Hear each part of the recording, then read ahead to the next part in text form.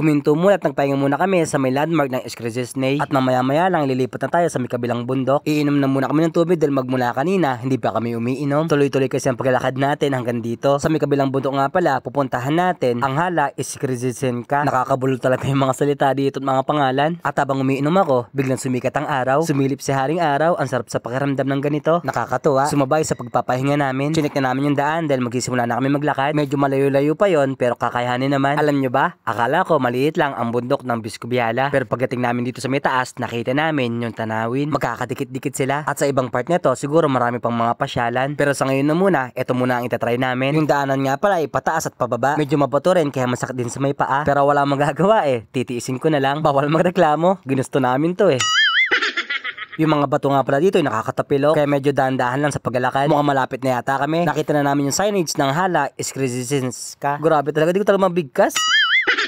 Masasabi ko talaga na mahirap ang lengguwahe ng Polish. Medyo nakakalito at nakakabulol. Kaya yung inaaral na lang namin yung mga simpleng salita nila. Napatigil nga kami sa malaking mapa dito at chinek namin kung saan pa ang lalakarin namin. Mukhang malayo pa yata kami mga karepa. Kaya nagpatuloy ulit kami sa paglalakad. At sa puntong ito, mukhang mahihirapan kami. Kung kanina pataas at matarik ang mga daanan, ngayon naman maputik at medyo masikip din yung daan. Pero kahit ganon, ini-enjoy na lang namin ni Mikoy. Pasado alas 2 na nga pala. Kaya kailangan na namin makapunta sa pupuntahan namin dahil mamaya alas 4 medyo madilim na. Siguro kanina malakas ang ulan kaya tingnan nyo maputik at meron mga tubig yung daanan. Pero mas okay to para meron ding thrill. Alam nyo ba, isa sa mga gusto ko ng pag-akit ng bundok, yung meron tinatawiran na river, yung papasok sa may kuweba, yung talagang mahirap dumaan. Siguro sa mga susunod nating mga vlog, mararanasan ko na rin yon. May mga nakasabay nga pala kami dito, mga hiker din, tas may mga kasama sila mga bata. O diba ang galing, kahit bata pa sila, tinuturuan sila kung paano bang umakyat ng bundok. Kapag nasa abroad na kayo, malalaman nyo rin yung mga bagay na ginagawa nila. Dahil hindi sila mahilig sa mga social media, ito ang mga activity na ginagawa nila. Pero mas maganda at tama nga naman dahil makapag-exercise pa. Talagang maganda to para sa katawan. Natuwa nga pala kami kanina, nagkamali kami ng daan, naligaw tuloy kami. Tuloy-tuloy ang paglalakad namin, mali pala yung daanan na pupuntahan namin. Kaya dito, gumapit na ako ng Google Map. Chinek ko nga yung location namin at sobrang layo na pala namin nun. Kaya bumalik kami at sinundan lang namin yung isang daanan. At sa wakas mga repa, nakarating na rin kami sa aming pupuntahan. Alam nyo ba, nakakatuwa yung mga tao dito dahil bumabati lagi sila. Bawat nasasalubong namin, pinapansin kami. O ayan na mga repa, andito na tayo sa may hala Escrizesenca. Hindi ko alam kung damba to or talagang design lang dito. Kapag siguro malakas ang ulan, dito bumabagsak yung mga agos. At para siguro makontrol nila yung tubig na hindi ganun kabilis at kalakas pagpababa ng bundok. Sabi ko kay Mikoy, dito na kami magpahinga. Dapat nga kanina bibili kami ng mga pagkain pa. Pero sabi sa akin ni Mikoy, wag na daw dahil meron daw siyang dalang putlong. O diba yung kaibigan ko, ready lagi. Tara mga karepa, kain tayo. Habang kumakain kami, tamang kwentuhan lang. Alam nyo ba ang magandang mga kwentuhan? Kapag may kausap kang parehas kayo ng mindset. Pag-uusapan namin ang about life, about sa mga investment at yung mga importanteng bagay. At katulad namin mga OFW, isa rin kayo sa mga na-homesick kahit nakakausap nyo yung mga mahal nyo sa buhay. Kaya ang second option nyo, gawin nyo rin yung ginagawa namin. Find a nice spot and doon kayo mag-chill. At para sa akin, this is my kind of therapy. At sa mga OFW, ito ang gusto kong sabihin sa inyo. After a long tiring days, we deserve this kind of break. Kaya i-enjoy nyo lang. Kailangan din natin minsan ng life balance. Habang nagpapahinga at kumakain kami, chinecheck namin kung ano mga pwede namin mapuntahan. Pero naalala namin ni Mikoy, mabilis lang pala ang dilim. Kaya mukhang pauwi na lang ang magagawa namin ito. Dito nga pala, inaarkila rin yung mga bike. Kapag paakit kayo ng bundok, electric bike yung ginagamit ng iba. At kapag patag naman at nagtitricks lang, normal na bike lang. Nakita nga namin dito, marami pang pwedeng puntahan. Pero dahil magagabi na, wala nang oras. Baliktad nga